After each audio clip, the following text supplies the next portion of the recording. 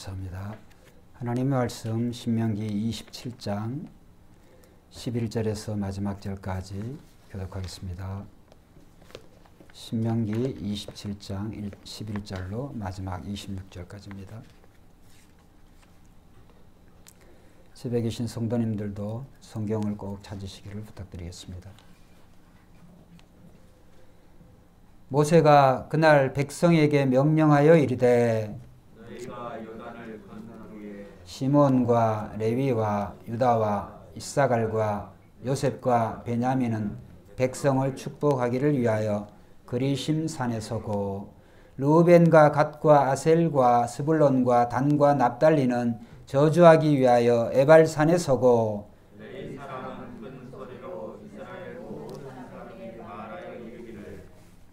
장색의 손으로 조각하였거나 부어 만든 우상은 여호와께 가증하니 그것을 만들어 은밀히 세우는 자는 저주를 받을 것이라 할 것이요, 모든 백성은 응답하여 말하되 아멘 할지니라. 저주를 받을 것이라 할 것이요, 모든 백성은 아멘 할지니라. 그의 이웃의 경계표를 옮기는 자는 저주를 받을 것이라 할 것이요, 모든 백성은 아멘 할지니라. 맹인에게 길을 잃게 하는 자는 저주를 받을 것이라 할 것이요, 모든 백성은 아멘 할지니라. 객이나 고아나 과부의 송사를 억울하게 하는 자는 저주를 받을 것이라 할 것이요, 모든 백성은 아멘 할지니라. 그의 아버지의 아내와 동침하는 자는 그의 아버지의 하체를 드러냈으니 저주를 받을 것이라 할 것이요, 모든 백성은 아멘 할지니라. 짐승과 교합하는 모든 자는 저주를 받을 것이라 할 것이요, 모든 백성은 아멘 할지니라. 그의 자매 곧 그의 아버지의 딸이나 어머니의 딸과 동침하는 자는 저주를 받을 것이라 할 것이요, 모든 백성은 아멘 할지니라. 장모와 동침하는 자는 저주를 받을 것이라 할 것이요, 모든 백성은 아멘 할지니라. 그의 이웃을 암살하는 자는 저주를 받을 것이라 할 것이요, 모든 백성은 아멘 할지니라. 무죄한 자를 죽이려고 뇌물을 받는 자는 저주를 받을 것이라 할 것이요, 모든 백성은 아멘 할지니라. 이 율법의 말씀을 실행하지 아니하는 자는 저주를 받을 것이라 할 것이요, 모든 백성은 아멘 할지니라. 아멘. 오늘 저는 이 본문을 중심으로 해서 에발산에서 선포한 저주라고 하는 그런 주제로 말씀을 드리려고 합니다.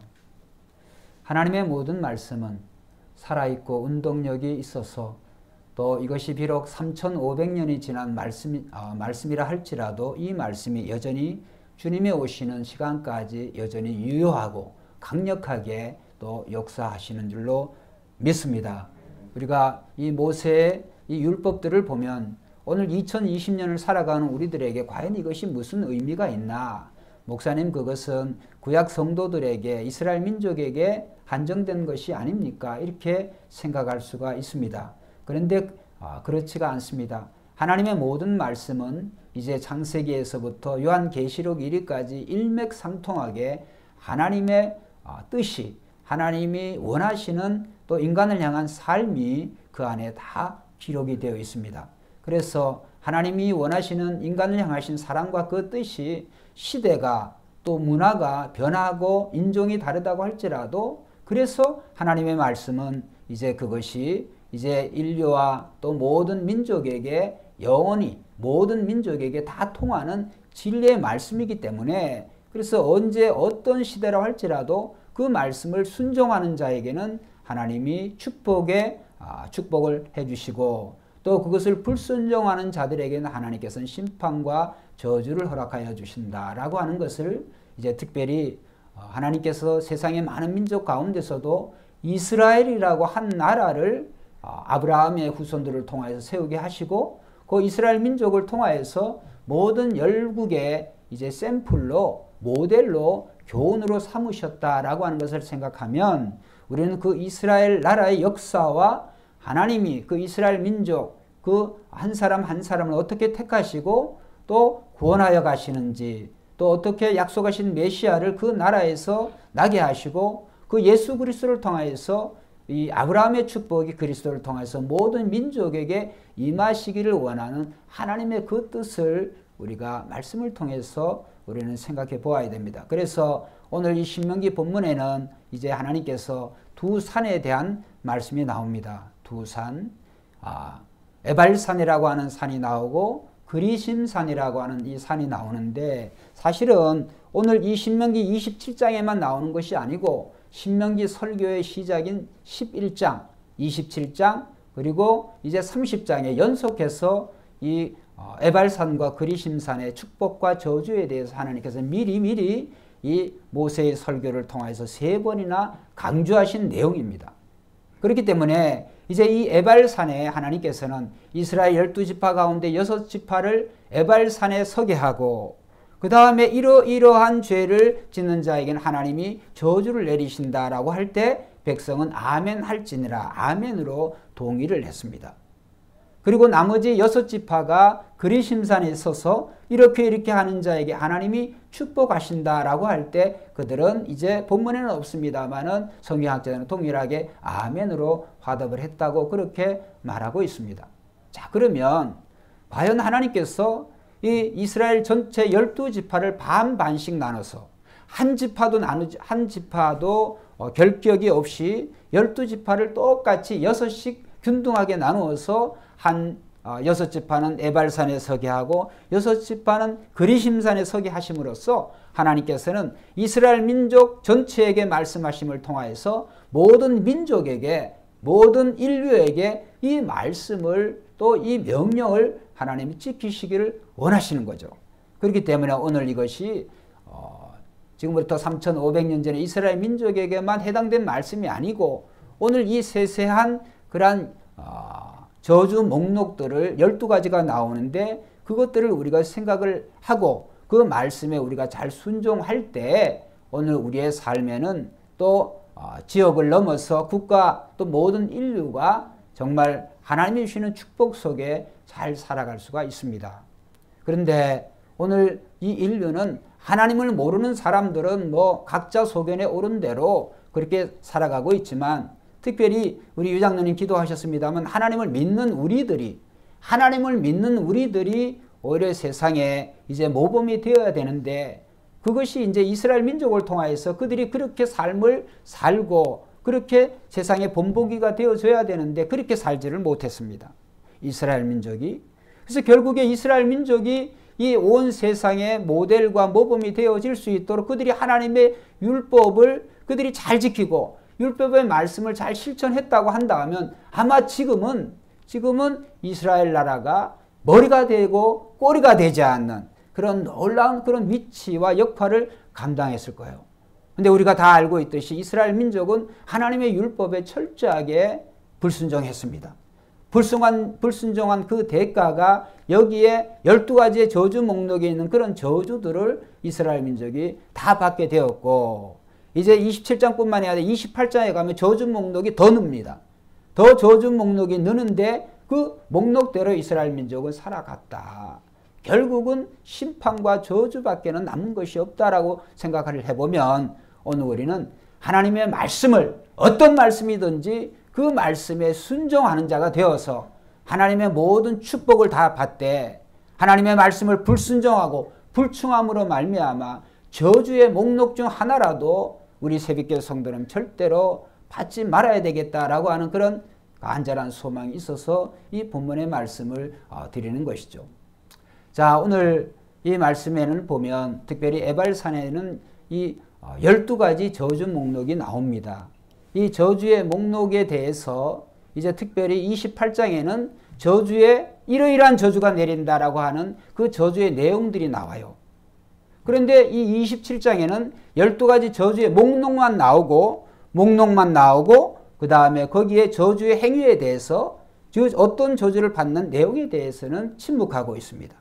그러니까 어떻게 보면 이제 27장과 28장은 서로 다른 각도에서 하나님께서 이 저주에 대한 말씀, 축복에 대한 말씀을 하고 계시다라고 하는 것을 우리가 먼저 알아둬야 되겠습니다. 이제 한 절 한 절 들어가기에 앞서 여러분은 꼭 기억해둬야 되는 것은 이 12가지 저주 목록을 그 성격상 두 가지로 나눌 수가 있습니다. 12가지를 성격상 두 가지 그런 두 가지로 분류할 수가 있는데 첫째로 이 12가지 목록 대부분이 한번 따라합시다. 은밀한 죄들이다. 은밀한 죄들이에요. 이 12가지 죄들 가운데 딱 하나 내 이웃을 살해할 의도를 가지고 죽이는 내 이웃을 죽이는 그것을 빼놓고는 11가지가 전부 다 아주 은밀한 것들이에요. 2020년을 살고 있는 지금 시대에도 여기 12가지 이 목록들 중에서 재판까지 가지 않는 경우가 허다합니다. 이렇게 은밀하게 짓는 이런 죄라 할지라도 사람은 모르지만 사람은 속인다고 할지라도 이 저주의 목록에 하나님이 나타내신 것은 한번 따라합시다. 하나님은 속이지 못한다. 첫 번째 우리가 기억을 해둬야 될 것은 이런 은밀한 죄라고 할지라도 사람은 속일 수 있을지 모르지만 그것은 재판에까지 가서 그런 심판을 받지 않는다고 할지라도 하나님은 속이지 못한다. 그거를 우리는 꼭 기억해야 되겠어요. 우리가 짓는 모든 죄에 대해서 사람의 눈은 속일 수 있을지 모르지만 인간의 생명을 주시고 온 우주 만물을 다스려 가시는 하나님은 다 아신다. 그래서 이스라엘 민족으로 하여금 특별히 6지파를 통하여서 이런 저주 목록을 선포할 때 아멘, 아멘, 아멘 하라는 거예요. 짓지도 않은 죄들이지만 그 죄 목록에 대해서 아멘 하라는 거예요. 그래서 아멘, 아멘 12번 함으로써 내가 이런 죄를 지었을 때 내가 하나님 앞에 아멘 했지. 그 죄에 대한 심각성을 내가 느끼고 이러이러한 저주에 대해서 하나님 말씀하셨지. 그러니까 거기에 대한 그 의무, 하나님의 이 언약에 대한 이 말씀에 대한 그 책임감, 그 의무를 아멘 함으로써 동의를 함으로써 거기에 대한 무거운 그런 책임감을 느끼게 하시는 것이 느끼기를 원하시는 것이 오늘 하나님의 숨은 의도다라고 우리가 생각을 해볼 수가 있습니다. 성경학자들은 말씀하기를 이제 성경에 나오지 않지만은 이러한 저주 목록을 하나님이 선언하시면서 이것이 공적 예배 이것을 이 내용을 공포하고 그것에 대해서 공적 예배를 드릴 때마다 아멘 아멘 하게 했다. 성경학자들은 그렇게 해석을 하고 있습니다. 공적 예배의 이러한 목록들을 다시 또 얘기하면서 그것을 상기함으로 통해서 어떤 일이 있더라도 이러한 은밀한 죄들을 짓지 않도록 또 그렇게 이제 입으로 고백함을 통하여서 미리 예방하는 그러한 목적이 있죠. 요즘에 정부에서 2만 원 그 통신비를 지원한다. 그래서 갑론을박 여러 가지 말이 많이 있습니다. 그 중에 경남도 지사 그 김경수가 아니고 그 무슨 당이죠? 당 이름을 또 야당인데 바꿔서 국민의힘 거기서 그런가요? 그것을 통신비로 하지 말고 독감 예방 주사를 하자. 좋은 아이디어라고 저는 생각을 합니다. 물론 2만 원 통신비 할인도 참 좋겠습니다만 전 국민이 지금 현재는 65세 이상인가요? 그 독감 그 주사를 이제 맞습니다만 그런데 그것이 독감을 전 국민이 맞게 한다면 참 얼마나 좋을까. 그럴 때마다 저는 생각하는 게 외국인들은 안 되더라고요. 그게 전부 다 세금 내고 다 하는데 여담이긴 합니다만 이 땅에 많은 외국인들 사는데 좀 세금 내고 또 이런 분들에게 그런 것을 혜택을 좀 줘야 되지 않겠나 이런 생각도 있습니다만 어쨌든 중요한 것은 오늘 우리가 이렇게 사회적인 그런 약자들에 대해서 우리는 늘 배려하는 마음 이런 마음을 가져야 돼요. 그 다음에 오늘 두 번째로 이 12가지 저주 목록이 이제 하나님께서 우리에게 주신 것은 우리 자신이 내가 어떤 정도의 어떤 수준의 사람으로 살아가고 있는가 윤리적이고 종교적인 그런 척도를 나타내는 창문과 같은 역할을 하는 것이다. 저는 그렇게 생각을 합니다. 저는 사람에게 꼭 두 가지 창문이 있어야 되는데 또 있는데 이것이 참 중요하다. 이전에도 제가 간혹가다 말씀을 드렸습니다. 첫째 장문은 제가 쓰고 있는 안경이라고 생각합니다. 안경. 왜 안경을 쓰실까요? 여기 계신 분들도 안경을 쓰신 분들이 많이 있는데 안경은 자신을 보는 게 아니에요. 안경은 밖을 보기 위한 거죠. 잘 안 보이는 것을 더 잘 보기 위해서 안경을 쓰는 거죠. 그래서 첫 번째 창문은 안경이다. 밖을 보는 것이다. 그 다음에 두 번째 창문은 저는 거울이라고 생각합니다. 우리 송장로님이 이제 전공이긴 하신데 그 거울은 뭐예요? 거울은 밖을 보는 게 아니에요. 거울은 나를 보는 거예요. 자신을 보는 거예요. 뭐가 묻었나? 오늘 이런 옷 내무시라는데 특별히 우리 남자들이든 여자분들이든 우리가 이 거울을 보잖아요. 거울은 자신을 보는 거예요. 그러니까 사람은 밖을 보는 것도 잘해야 되지만은 그것만큼 더 중요한 것이 그것보다 어떻게 보면 더 중요한 것이 자신을 보는 것이다. 자신을 보는 것이다. 제가 좀 전에 통신비 2만 원에 대한 그런 이야기를 했던 그 이유가 뭐냐 하면 오늘 이 사회적인 약자, 오늘 본문에 나옵니다. 객이래, 이방인들이죠. 그 다음에 이 장애인들에 대해서, 장애우들에 대해서 그들을 어떻게 사회가 처우하고 대우하는가에 따라서 그것이 그 사회에 어느 정도 건강한가를 나타내는 그런 척도가 되어지는 거예요. 건강한 사회는 장애인이 되어졌든지 이런 과부와 고아로 성경의 대표적인 그런 약자들이 객이 아니에요. 과부와 고아와 그 다음에 객. 이런 사회적인 약자들에 대해서 관심을 가지고 그들이 살아가는데 어려움이 없는지 그것을 세세하게 살피는 것이 그 사회가 건강하다는 거예요. 오늘 이 12가지 목록들은 은밀한 죄들이라고 그랬습니다. 이런 은밀한 죄들이 이런 것이 어느 정도 성행하고 있느냐, 어느 정도의 역할을 하고 있느냐에 따라서 그 사회는, 그 국가는 건강하다, 건강하지 못하다, 딱 답이 나옵니다. 오늘 이제 목록 하나하나를 세세하게 살필 시간은 없습니다만 대충 우리가 살펴보기를 원하는데 대충만 그런 살펴만 보아도 대한민국만 그럴까요? 미국은 제가 생각하는 미국은 더 하더라고요. 오늘 온 인류가 이 코로나19뿐만 아니라 여러 가지 많은 그런 위험과 이 천재지변 또 인재 여러 가지 이런 많은 그런 정말 재앙을 당하고 있는데 이런 것이 우연히 왔을까? 우연히 왔을까? 우연히 오지 않습니다. 결과는 원인이 없는 결과는 없어요. 원인을 제공하니까 결과가 나온 것이죠. 여러분 중요한 건데 오늘 하나님께서 세상을 심판하시는 심판의 도구들을 보면 한번 따라합시다. 경계가 없다.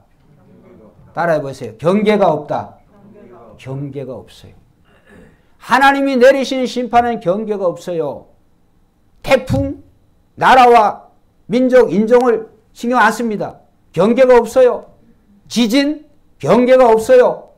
이런 어떤 자연적인 그런 재해들, 산불, 또 전염병, 경계가 없어요. 모든 것들이 경계가 없어요. 경계가 없는 그런 심판을 보면서 우리는 두려운 마음이 들죠. 왜? 왜 두려운 마음이 들까? 할 수가 없으니까. 트럼프 대통령이라는 이런 사람은 허리케인이 부니까 핵폭탄을 터뜨려가지고 그걸 어떻게 이번 그 신간 그 무슨 책에 나오잖아요. 그의 참모 중에 하나가 쓴 책에 보면 그런 무식한 발상을 하는 과학적으로 그게 어느 정도 된다고 할지라도 어떻게 사람이 생각을 해도 핵폭탄이 터져서 지금도 이 일본에는 이 원자 폭탄이 몇 방 터져가지고 지금까지 그러한 영향들이 계속적으로 있잖아요. 그걸 쳐다보면서도 그런 생각을 할까? 참 그렇다. 오늘 하나님께서는 하지 말라고 하는 거는 하지 말아야 돼요. 특별히 그것이 드러나는 그런 죄들도 그렇습니다만 드러나지 않는 죄에 대해서 하나님 하지 말라는 거예요. 하면은 감당할 수 없는 정도의 그런 위험에 노출되어지니까. 자, 그래서 첫 번째 그 목록에 이제 시작이 뭘로 시작을 하냐면 장색이 만든 그 우상, 그러니까 장색이 만들었다고 하는 것은 우상이 만들어진 거라고, 인위적이라는 거죠. 우상들. 하나님을 대신하는 그러한 우상을 만든 자는 저주를 받을지니, 이런 말. 그거와 똑같이 동격으로 부모를 공경하지 않는 자는 저주를 받을지니, 이렇게 나옵니다. 십계명 제1, 2, 3계명과 그 다음에 십계명 제5계명 내 부모를 공경하라가 붙어 있어요. 그러니까 하나님을 공경하지 않는 자나 내 부모를 공경하지 않는 자나 동급으로 하나님 사랑과 이웃 사랑에 대해서 하지 않는 자에는 저주를 받을지니라 그랬어요. 모든 계명의 첫 계명은 하나님을 사랑하는 것인 줄로 믿습니다. 첫 번째 단추가 잘 꿰어져야 돼요. 첫 번째 단추. 그래서 제가 입은 이 옷도 그렇습니다. 첫 단추를 제가 잘못 끼웠으면 나머지 단추는 아무리 잘 낀다고 할지라도 안 되지는 거죠. 어떻게 돼? 다시 풀러야 돼. 다시 풀러서 첫 단추부터 잘 꿰야 돼. 우리나라가 이 복음을 받은 역사하고 유럽이 복음 받는 역사는 다르잖아요. 왜? 복음이 유럽을 먼저 들어갔으니까. 아시아에 가겠다고 하는 것을 성령께서 말리시고 유럽을 가게 하나님 하셨어요. 유럽이 복음의 역사가 훨씬 더 많아요. 지금 생각을 해보면 이 아시아권, 특별히 유럽을 제한 모든 나라들이 이 유럽이 하나님의 말씀대로 하나님의 율법의 말씀을 그들이 잘 실천하지 못한 대가가 이런 홍역을 치르고 있다라고 저는 그런 생각이 듭니다. 그건 무슨 말씀이냐 하면 여러분 가만히 생각해 보세요. 여러분 대한민국도 그렇고 언제 우리가 이렇게 잘 먹고 잘 살았습니까? 불과 많이 잡아봐야 위로 아래로 많이 잡아봐야 근간 200년이면 끝나요. 200년. 저는 우리나라는 뭐 200년까지 갈 것도 없다고 생각을 합니다만 많이 잡아봐야.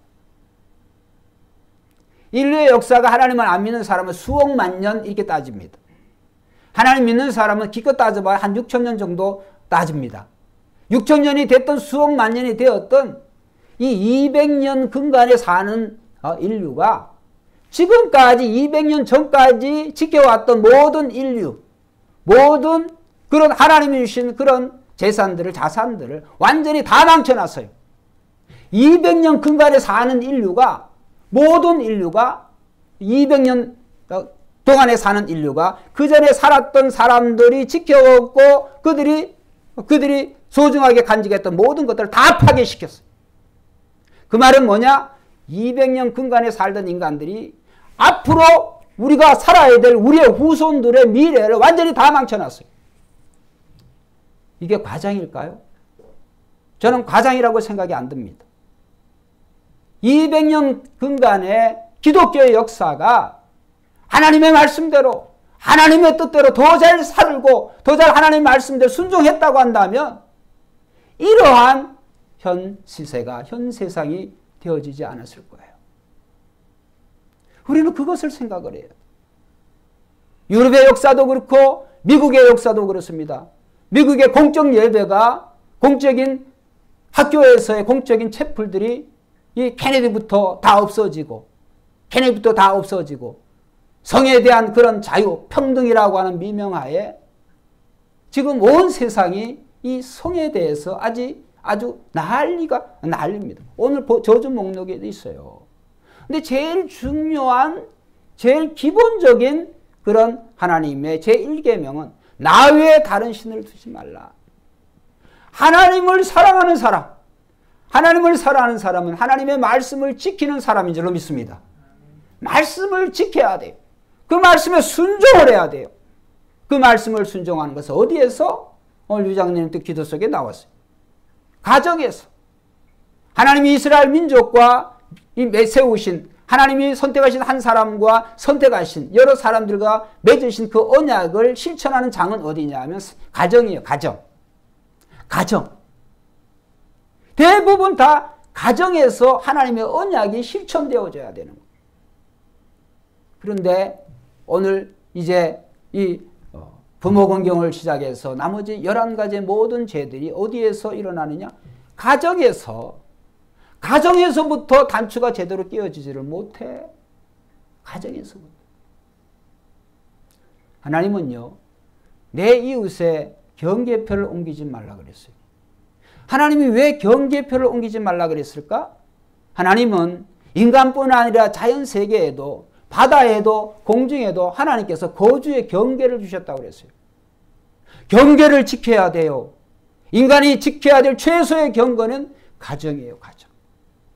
가정의 경계를 잘 지켜야 돼요. 그런데 이제 그 자기 자신의 또 가족에도 그렇고 거기에서 만족하지 못하니까 정해져 있는 경계표를, 특히 이스라엘 민족에는 12지파에게 분명한 구획을 주어서 12지파들이 충분히 살아갈 수 있는 경계표를, 지계표를 세우게 했어요. 그런데 그것을 안 볼 때, 내 이웃이 안 볼 때 슬쩍슬쩍 옮기는, 조금 슬쩍슬쩍 옮기는 거예요. 왜? 욕심 때문에. 자기가 옮김을 통하여서 자기의 땅은 넓어지는지 모르지만, 자기의 소유는 넓어지는지 모르지만 이웃은 어떻게 될까요? 하나님이 약속으로 주신, 자기에게 주신 그 개인의 재산권이 침해를 받는 거잖아요. 이웃은 좁아지는 거죠. 그러면 어떻게 돼요? 거기에서 불화가 일어나는 거죠. 마찰이 일어나는 거죠. 자고 일어났더니 경계표가 옮겨졌어. 다시 그걸 측량을 해야 되고. 그게 보통 쉬운 일이겠습니까? 그래서 하나님께서 세우신 경계와 또 그 정해진 그런 법칙을 하나님께서는 가정이라고 하는 테두리로 해서 우리는 잘 지켜야 돼요. 잘 지키고 거기에 만족을 해야 되는 줄로 믿습니다. 만족을 해요. 하나님이 주신 모든 것이 우리가 감사함으로 받으면 버릴 게 없어요. 그런데 오늘날의 문제는 뭐냐 하면 내가 가난해? 이웃의 것을 뺏어와서라도 내가 내 가난을 해결하려고 해. 가난의 문제도 상대적인 거예요. 가난의 문제도. 우리 집 사람이 제일 저하고 살면서 스트레스 받는 것이 냉장고 문을 열을 때 제일 스트레스를 받아요. 왜? 제가 그걸 쳐다볼 때 꼭 잔소리를 합니다. 잔소리를. 앞에 것만, 뭐 송장로님도 다 똑같이 싣고 다니는 생각이 듭니다. 그 속에 구석구석 내용이 뭔지 잘 모르죠. 그거를. 또 나이를 다 이제 자꾸 먹으니까 뭐 그런 것까지 세세하게 살필 필요가 어디 있어요. 제 아내를 흉보기 위한 것도 아니고 예를 드는 거예요. 예를. 여러분 우리는 정말 이전에 비해서 200년까지 갈 것도 없이 우리는 잘 먹고 잘 살아요. 너무나 잘 먹고 잘 살아요. 그런데 도대체 얼마나 더 잘 먹고 얼마나 더 잘 살아야 되는 거예요. 공부? 교육? 이전에 한번 비교를 해보세요. 이전에 얼마나 공부를 많이 했어요. 많이 했습니까?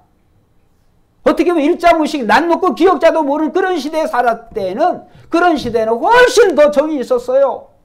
훨씬 더 이웃과의 그러한 다정다감하게 그렇게 살았어요.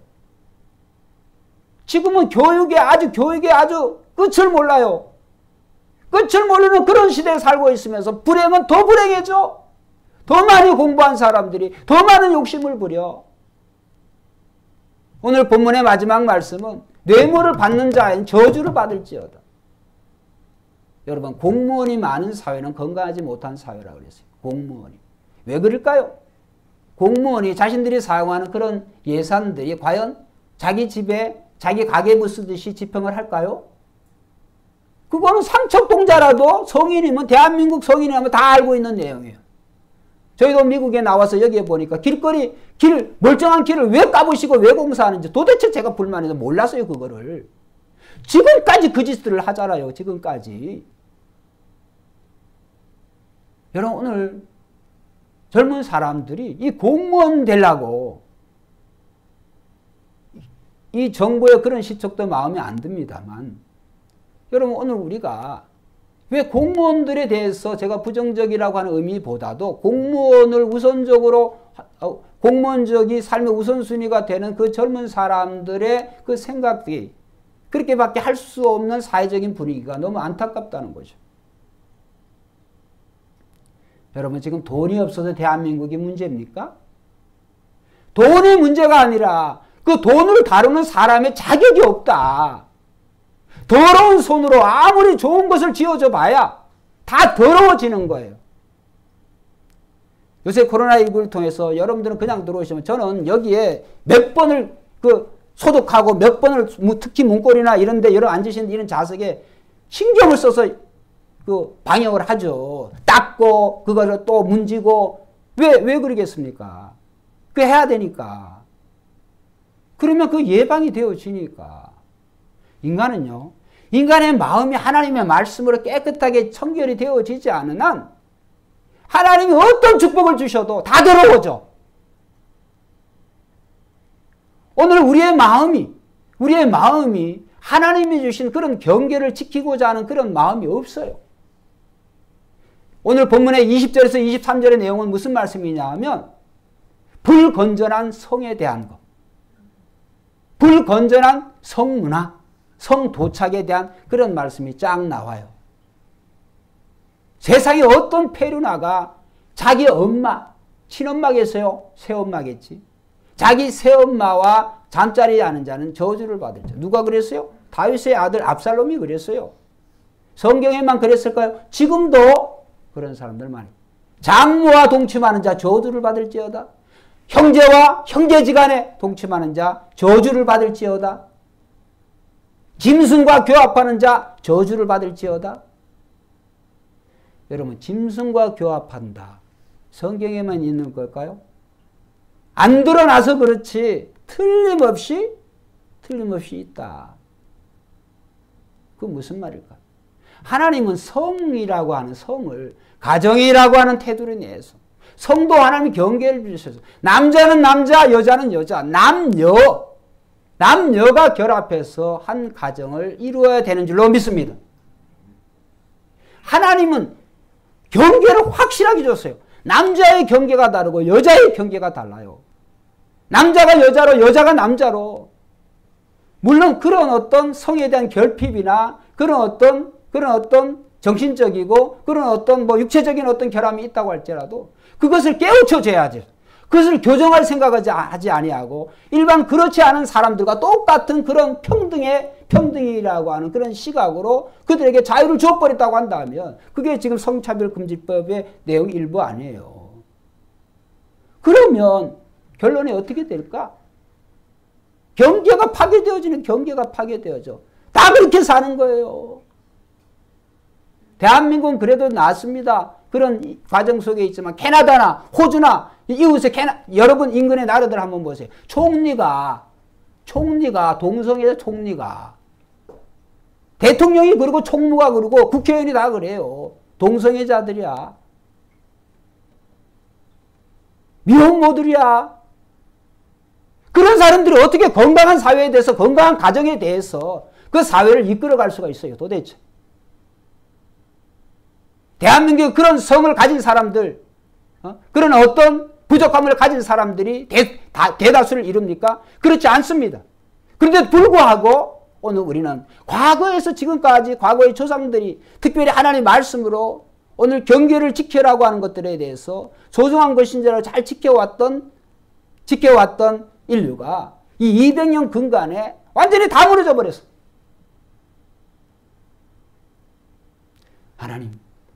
우리는 하나님 앞에 회개해야 돼.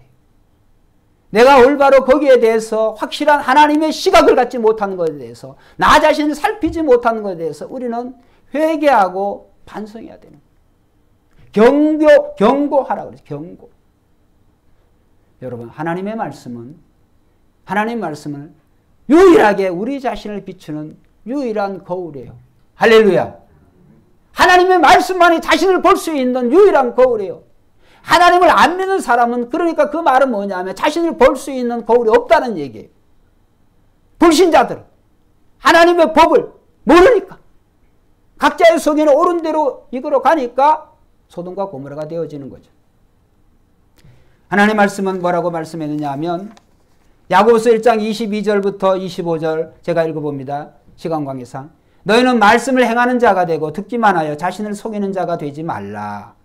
누구든지 말씀을 듣고 행하지 아니하면 그는 거울로 자기의 생긴 얼굴을 보는 사람과 같아서 제 자신을 보고 가서 그 모습이 어떠했는지를 곧 잊어버리거니와 자유롭게 하는 온전한 율법을 들여다보고 있는 자는 듣고 잊어버리는 자가 아니요 실천하는 자니. 한번 따라합시다. 이 사람은 그 행하는 일에 복을 받으리라.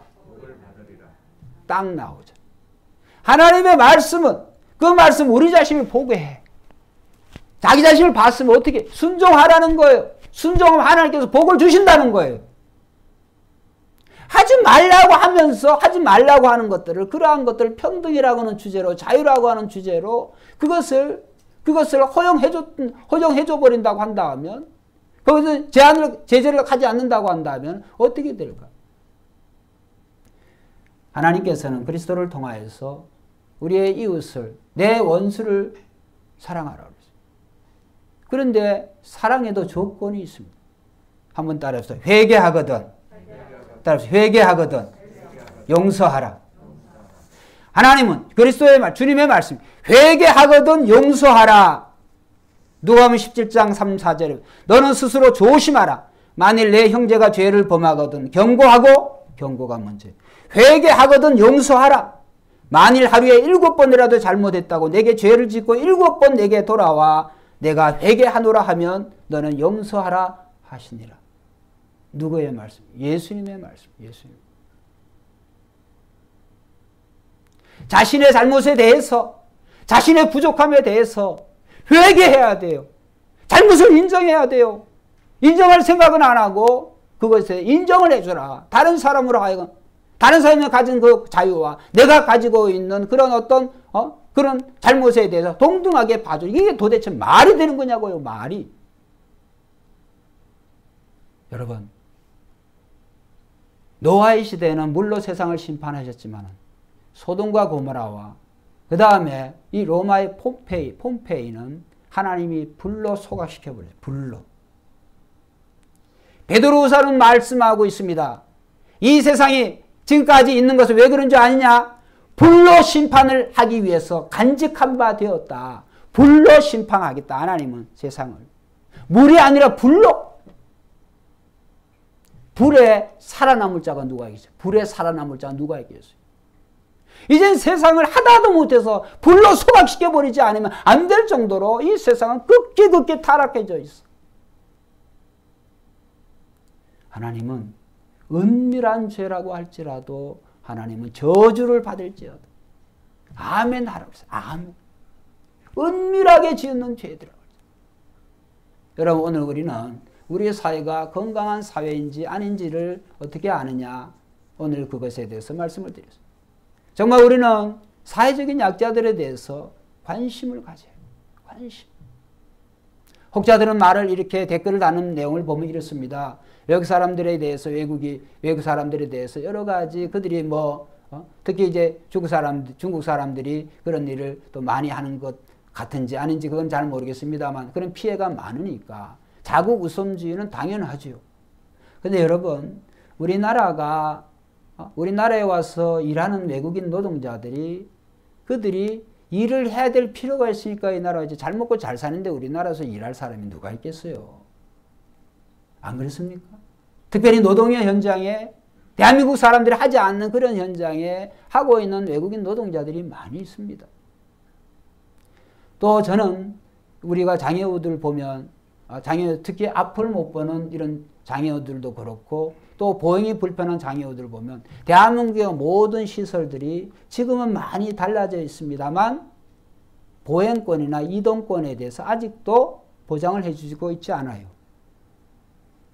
앞만 보는 장애인에게 길을 잃게 하진 자 저주를 받을지어다. 오늘 목록 중에 하나예요. 오늘 우리는 이런 신체상의 장애도 문제지만 또 이런 마음의 장애가 있는 자들에 대해서 우리는 관심을 가져야 돼요. 사랑을, 또 이런 심적인 장애라고 하는 것은 그건 성에 대한 그런 어떤 그 동성애도 포함되는지도 모르죠. 어쨌든 중요한 것은 오늘 우리는 그들은 비판의 대상이 아니라 사랑의 대상으로, 우리가 그들을 그런 돌봄의 대상으로 먼저 우리 안에 그런 마음이 있을 때 우리는 그들 향해서 돌을 던지지는 않아요. 계속해서 가정에서 그들에 대해서, 가정에서 그들 내모으니까 그들이 갈 데가 없어요. 그래서 그들을 스스로 보호할 수 있는 것은 스스로의 목소리를 높이는 일이에요. 다행히 지금은 미국이나 한국이나 전부 다 민주당 정부가 들어서 그런 데 대해서 굉장히 개방적이니까 이제 요즘은 먹혀 들어갑니다. 그런 것들이. 그런데 어쨌든 중요한 것은 오늘의 본문 말씀 중에 하나, 사회적인 약자들에 대해서도 우리는 깊은 관심을 가져야 된다라고 하는 것이죠. 그래서 오늘 말씀을 우리가 정리를 해보면 정말 우리는 은밀한 죄라고 할지라도 하나님은 다 보고 계신다. 그래서 그러한 것들에 대해서 이 목록이 없다고 할지라도 우리는 우리 자신을 이 은밀한 죄가 존재하지 아니하도록 하나님의 말씀으로 우리를 잘 살펴야 되는 줄로 믿습니다. 그래서 시편 119편은 보면 참 길기도 길죠. 성경 전체에서 제일 긴 성경이 시편 119편이에요. 거기에도 105절에 주의 말씀은 내 발의 등이요 내 길의 빛이니이다. 여러분 밤길에 우리가 가로등이 아니면 우리가 어떻게 가겠습니까? 밤중에 여러분 불 끄고 어디 잠자리에서 일어나실 때 어떻게 갑니까? 불이 있어야 되죠. 불이 없으면 가다가 넘어집니다. 다칩니다. 성도에게서 하나님의 말씀은 그런 등이라는 거예요. 내가 걸어가는 내 길의 빛이라는 거예요. 하나님의 말씀에 대한 그 소중함을, 그 중요함을 한번 따라합시다. 인식하며 살자. 말씀드렸잖아요. 인간은 두 가지 창문이 중요한데 안경도 중요하고 그건 다 쓰고 있는 거예요. 자신을 보는 거울, 그 거울은 성도에게 하나님 말씀입니다. 근데 우리는 그 말씀을 알고 있지만 그 말씀에 대해서 정말 소중하게 우리는 취급하고 다루지 않아요. 그래서 하나님께서는 신명기 27장 이전에 뭐라고 그랬어요? 너희가 가나안 땅에 들어가게 되거든 이 에발산과 그리심산에 서서 거기에 대해서 하나님께서는 돌로 사람의 손으로 다루지 않은 그 돌에 석회를 바르고 하나님의 율법을 새기라고 그러죠. 인간의 손으로 다듬지 아니한 그런 돌을 사용하라고 그래서 왜 그랬을까요? 한번 따라해보세요. 하나님의 말씀을 손대지 말라. 하나님의 말씀을 손대지 말고 너희 임의대로 그것을 취급하지 말고 말씀을 말씀대로 선포하라는 거예요. 하나님의 말씀을 이 시대에 그걸 이르고 여기 붙이고 저기 자르고 이런 식으로 하지 말라는 거예요. 인위적인 그런 것으로 하나님 말씀은 말씀으로 그냥 선포를 하라는 거예요. 거기에 아멘 하면 되는 거예요. 예배도 하나님이 원하시는 예배를 하라는 거예요. 드리라는 거예요. 인간 위주의 흥미주의 예배가 아니라. 그래서 돌제단을 쌓을 때 그 돌을 다듬지 않은 돌로 다듬지 않은 자연 속으로 돌제단을 쌓아라 이렇게 말씀하시죠. 여러분 오늘 우리는 성령께서 우리 안에 거하시는 줄로 믿습니다. 그 성령이 오늘도 내재하셔서 성령께서 우리가 들은 바 이 말씀을 우리가 듣는 바 이 말씀을 성령께서 이 말씀을 우리에게 실천에 옮기라고 시시각각으로 우리에게 외칩니다. 성령의 음성에 귀를 기울이는 자는 곧 주의 음성에 예수님의 음성에 귀를 기울이는 사람인 줄로 믿습니다. 그런데 우리는 그것을 무시하고 살아갑니다. 오히려 이 성령의 목소리, 하나님의 목소리보다는 하나님의 말씀보다는 세상의 귀를 더 기울이고 세상의 방법과 세상의 가치관에 더 우리가 귀를 기울이고 또 그것에 대해서 우리가 우리의 몸을 그렇게 움직일 때 세상은 어떻게 되어집니까? 저주가 임하는 것이죠. 설교의 시작에 말씀을 드렸습니다. 오늘 인류가 당하는 그런 심판들은 경계가 없어요. 경계가. 에이즈 왜 생겼습니까? 동성애 왜 생겼습니까? 하나님 하지 말라고 하는 거 하지 말라고 하는 거. 이번에 캘리포니아에서 물론 캘리포니아는 뭐 산불도 어지간히도 많이 나요. 저희가 살고 있을 때도 그랬으니까. 그런데 이번에 캘리포니아의 산불 중에 그 요인 하나가 아이가 임신되어졌는데 남자인지 여자인지 어쨌든 셀리브레이트 그걸 축하하기 위해서 폭죽을 터뜨린 거예요. 그게 폭죽이 터져가지고 그 불씨가 그 불미가 되어져서 아직도 안 꺼지고 타고 있어요. 작은 죄는 어떤 죄라도 그 작은 죄를 볼 수 있는 눈이 있어야 돼요. 믿지 않는 자들은 제가 강력하게 말씀드립니다. 믿지 않아 절대로 자신을 볼 수가 없어요. 하나님의 말씀만이 그 작은 죄에 대해서 깨워주는 줄로 믿습니다. 그 작은 죄를 가르쳐 주세요. 생각나게 해주세요. 그걸 두렵게 해주세요. 왜? 성령이 우리 안에 계시기 때문에. 성령과 마귀는 함께 있을 수가 없어요. 성령 하나님이 계시는 곳에는 자유함이 있는 줄로 믿습니다. 그래서 우리 성도들도 날마다 그리스도를 닮아가려고 해요. 우리가 그리스도를 닮아가는 한에서 그런 정도에서 인간은 자유로운 영혼이 될 수가 있어요. 다시 말씀드립니다. 우리가 그리스도를 더 닮아갈수록 인간은 더 자유로운 사람이 되는 거예요. 모든 면에 있어서 가지지 않아도 자유로워, 먹지 않아도 자유로워, 배고파도 자유로워, 또 우리가 어떤 형편에 있든지 우리가 사도 바울의 고백처럼 자족할 수가 있어요. 자유함이 있어요. 그런데 오늘 우리가 하나님의 말씀을 우리 마음에 품지 않고 그 하나님의 말씀이 정말 꿀송이보다 더단 말씀으로 우리가 기억하고 그것을 되새기지 아니하면, 먹지 아니하면 오늘 우리는 우리 스스로를 절대로 다스릴 수가 없어요. 성경은 말씀합니다. 너의 몸을 불의의 싹스로, 불의의 병개로 드리지 말고 하나님이 기뻐하시는 산 제사로 드리라. 할렐루야. 여러분, 오늘 우리의 몸은 가만히 놔두면 불의의 병기가 되는 거예요. 여러분의 모든 몸뿐만 아니라 여러분의 모든 마음도 불의의 병기로 사용이 되어지는 거예요. 다른 사람을 찌르는 그런 가시가 되어지고 다른 사람을 해치는 그런 무기가 되어지는 거예요. 그런데 오늘 우리 자신을 향할 때, 우리 자신이 어떠한 사람인가를 보게 될 때 우리는 경계를 지킵니다. 특별히 가정의 경계를 잘 지킬 때 가정에서 자라는 자녀들이, 이들이 이끄는 사회는 지금보다 더 정직한 사회, 더 깨끗한 사회, 더 의로운 사회가 되어지는 거예요. 가정에서부터 경계를 어기고 탐욕을 취하고 어떻게 하든지 간에 더 다른 사람들에게 정말 부정한 짓을 한다고 할지라도, 뇌물을 받는다고 할지라도 그런 것을 누리는 자에게 자녀들이 볼 게 뭐가 있어요? 설교의 결론으로 제가 며칠 전에 뉴스를 봤는데 그런 내용이 슬쩍 나오더라고요. 그게 뭐냐 하면 어떤 형이 로또가 12억짜리인가 뭐 로또를 맞았어요.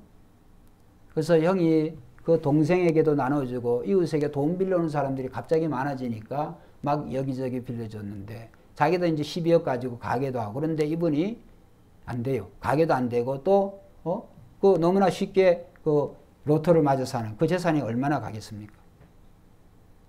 그래서 이웃들에게 그 돈 빌려준 사람들은 연락이 없고 해피니면 불똥이 자기 동생에게 태워가 자기 동생과 싸움하다가 형이 동생을 죽여서 이제 징역을 사는 거죠. 저는 생각을 해봤습니다. 12억 로또 안 맞았는 게 훨씬 더 형제간에 나았겠다라는 생각이 합니다. 12억의 행복이라는 게 얼마간 같겠어요. 얼마간. 이웃 간의 관계를 파괴시키고 천륜인 형제 간의 관계를 파괴시킨 거 아니에요?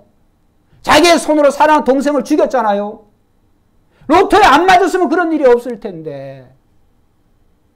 하나님의 음성에 귀를 기울이시기를 주의 이름으로 축원합니다. 하나님의 음성에, 하나님의 말씀에 귀를 기울여야 돼요. 세상의 방법, 그런데 귀를 기울여봐야 파멸밖에 없어요. 파멸밖에 없어요. 여러분, 거라사의 군대에 계신 예수님 만나니까 그가 고쳐줬어요. 그런데 군대에 귀신 들린 그 귀신들은 귀신 들린 자에게 어떻게 행했어요? 날마다 자기를 채찍질해. 날마다 자신을 학대를 해. 물에다 가고 불에다 가고. 귀신 들린 사람의 특징들이 그래. 아니 너무 귀신들은 지가 들어와 살게 해준 그 사람에 대해서 고마운 줄 알고 소중한 줄 알고 더 건강하게 더 기쁘고 즐겁게 살아야 되는데 귀신의 역사는 망치는 역사요. 귀신의 역사를 해치는 역사요. 어떻게 되세요? 귀신 들린 사람 다 불행해. 그러나 하나님의 성령을 모신 사람은 다 행복한 줄로 믿습니다. 하나님의 성령을 품고 사는 우리들은 다 행복해요. 더 행복해지려면 어떻게 해야 될까요? 더 말씀의 거울로 우리 자신을 정결하게 더 깨끗하게 더 의롭게 더 정직하게 그렇게 사는 것이 결국은 성령 충만한 삶인 줄로 믿습니다. 오늘 우리가 정말 많은 목사님들이 거기에 대한 책임도 있어요. 성령 충만을 뭔가 부족한 것에 대해서 하나님께서 성령을 더 주셔가지고 무슨 거기에 대해서 뭐가 되어지는 거죠. 그렇지 않습니다. 성령 충만은 오늘 이 성령이 우리의 전 인격과 우리의 행동을 지배하는 거예요. 지배하시게 하는 거예요.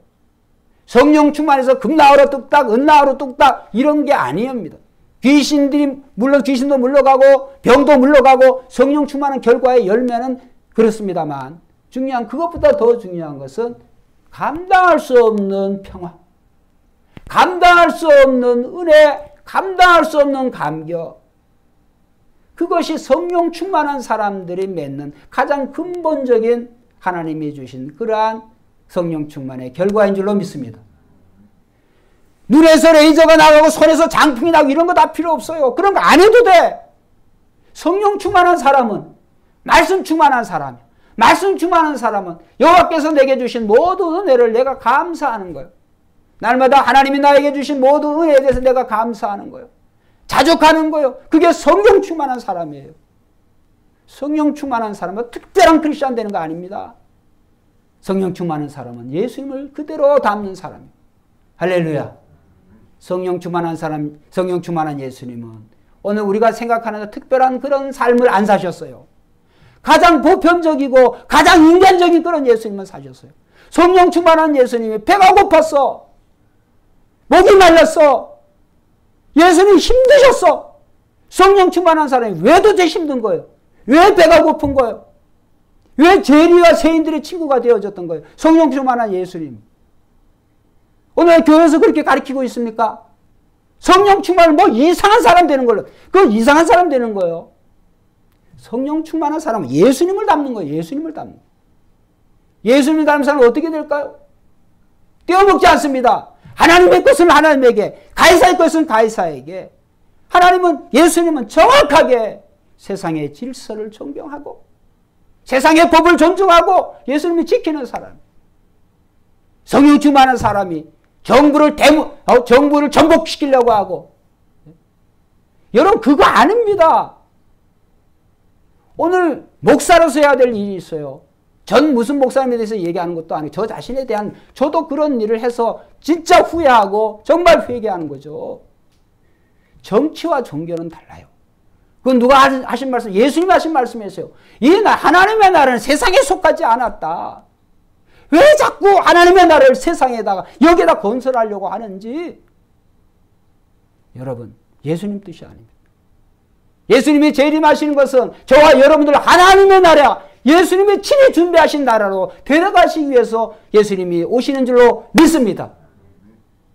여기서 어떤 나라, 어떤 유토피아를 인간이 건설한다고 할지라도 죄 지은 인간의 몸으로 뭘 건설하겠다는 거예요? 안 됩니다.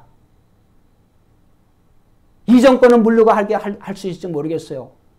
그런데 그 다음 정권은 진짜 깨끗할까요? 야시를 피하다가 범 만난다는 얘기가 있어요. 여우를 피하다가 호랭이 만난다는 얘기가 있어요. 여러분 우리는 하나님의 말씀의 거울로 우리 자신을 잘 보고 말씀이 비춰주는 대로 아멘으로 순종하면 순종의 복을 주님이 오시는 날까지 받아 누리게 될 줄로 믿습니다. 여러분 천국은 어떤 사람이 가는 줄 아세요? 왜 예수님께서 오늘 복음을 통해서 우리에게 진리의 말씀을 가르치는 줄 아세요? 하나님의 나라에 거기에 합당하게 살게 하기 위해서 하나님의 나라는 100% 하나님의 말씀을 순종하는 자들이 사는 나라인 줄로 믿습니다. 다시 말씀드릴까요? 하나님의 나라는 하나님의 말씀을 100% 아멘으로 순종하는 사람들이 살아요. 할렐루야. 0.0001% 불순종하는 사람 하나님의 나라에 살지 못합니다. 그것이 예수께서 복음을 전하신 이유예요. 오늘 하나님의 복음을 듣는 우리들이 여기가 하나님의 나라가 되려거나 100% 하나님의 말씀을 100% 몸과 마음으로 순종해야 돼요.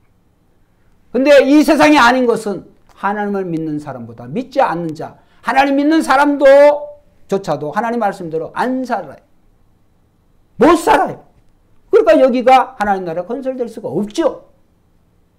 그런 줄 알고 하나님의 나라는 이 세상이 아니에요. 이 세상에 속한 게 아니에요. 이 세상에 속한 정치, 경제, 사회, 문화 그렇게 돌아가는 게 아니에요. 하나님의 나라는 하나님이 친히 통치하시는 나라인 줄로 믿습니다. 그거는 예수님 안에 있어요. 예수님 인격 안에 있어요. 예수님 모습 안에 있어요. 예수님이 하나님의 나라라고 하는 것을 꼭 생각하소서. 우리의 몸과 마음이 늘 예수님을 닮아가. 즉 하나님의 말씀을 우리 자신을 늘 거울로 정말 자신을 잘 보아서 몸과 마음이 정결한 삶을 살아감으로 말미암아 하나님이 기뻐하시는 그런 복된 자녀들이 다 되시기를 주의 이름으로 축원드립니다. 기도드리겠습니다.